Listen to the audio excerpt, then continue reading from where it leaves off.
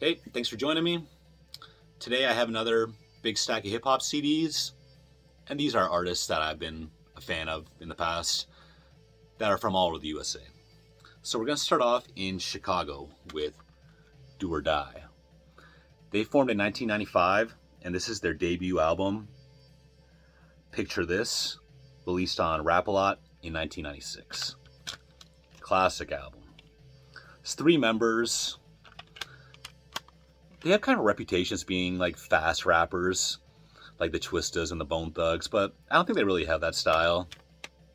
It's kind of more of a laid back pimp style with a little bit of fast moments thrown in there.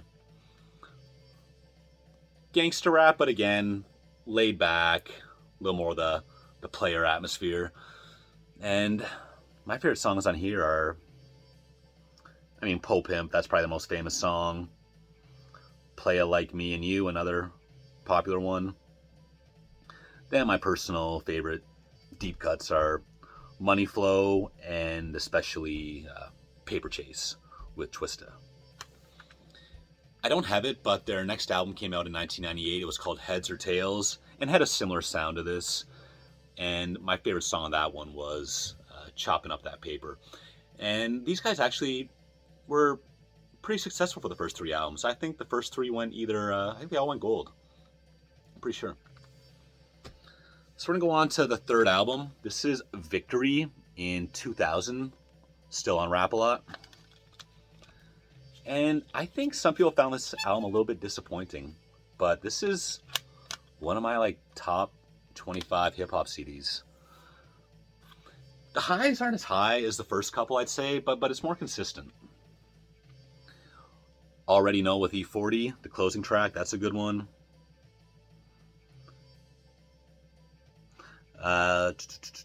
Victory, the opener. In a Mode, Keep It Real. Even some of the kind of clubby songs on here I like.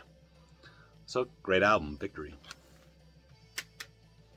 The fourth and fifth albums has some pretty good stuff on there.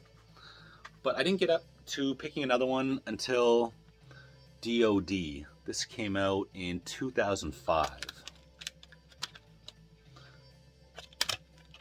And you know what? This album didn't do much for me.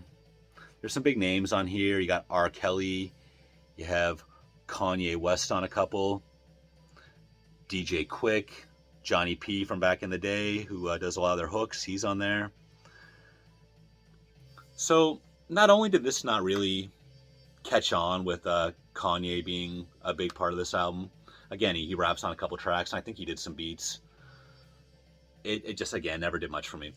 And since this album, Do or Die's put out 4 more releases, and I haven't heard them in their entirety, but I have heard some tracks, and they went more to their old school classic sound, and I heard some good stuff.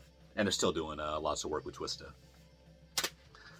So speaking of Twista, I'm not really here to talk about him, but I did want to take out this CD. It's Twista and the Speed Knot Mobsters. I think this was their only album. It was Twista and 2 other guys. This came out 1998 on Atlantic, and this is a pretty awesome CD. It's probably most known for the song Crook County, which has Nuisance, who I think was from that group Psychodrama. And they're dissing Bone Thugs all over this. But my favorite songs on here are Dreams, Mob Stability, and my favorite is probably Legit Ballers, along with In Your World. Definitely a lot of R&B flavor on here, but a lot of hardcore raps too. Great album. Now we're going to move to New York, Brooklyn to be exact, and this is Fabolous. His first album was called Ghetto Fabulous, and he had a big hit single. It's called Can't Deny It. It was with Nate Dogg, and it was, at least the chorus was a play on Ambitions as a Rider by Tupac. But his style never really grabbed me at first. But this album, Street Dreams, I heard a lot of good things about it from people I respect, so I did end up buying it. My favorite song on here is Not Give a. And Keeping It Gangsta is also pretty good. Styles, Jadakiss, MLP, they're on here. This is an EP that came out after that called More Street Dreams. It says the mixtape, but this was a official release on East West that you bought at the record store.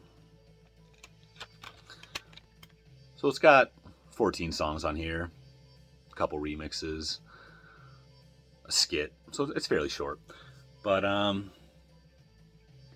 I said that at first Fabolous didn't grab my attention. Kind of a monotone delivery, too New York sounding, which isn't really my thing. And he has great wordplay and clever lyrics, which again isn't really my thing. I just care if it sounds good. But another solid release from him. And that brought me to picking up Real Talk in 2004. And since this album, he's still around doing his thing, but I've lost touch. But I thought this was an awesome CD. My favorite songs on here were the first single, Breathe, and the title track, Real Talk. So now we're going to go to Detroit.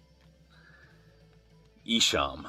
Esham was a rapper that came out of Detroit in 1988, and he has a very long discography.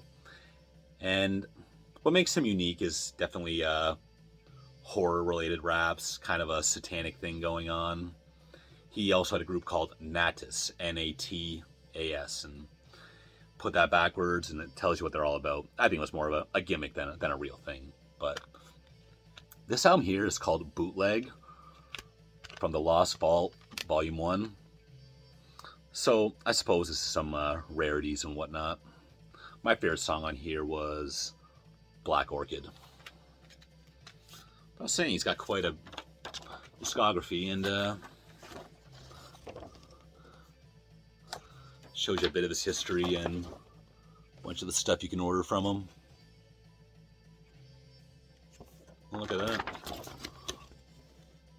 Esham and Kid Rock, way back in the day. So,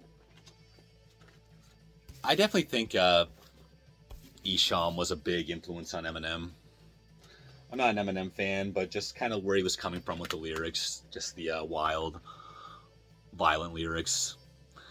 Esham came out in '88. I think he was definitely an influence. I think Eminem admitted, but they eventually, I don't know why, but they had a big falling out and had a big beef. And I'm not too proud to admit it. Not that I don't like Eminem, but just the fact that I was way too invested in not liking Eminem when I was young.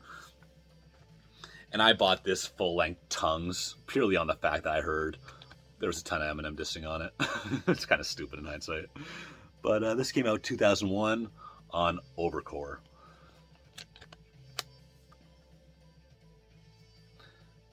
In hindsight, I don't love this album, but there's some cool tracks on here.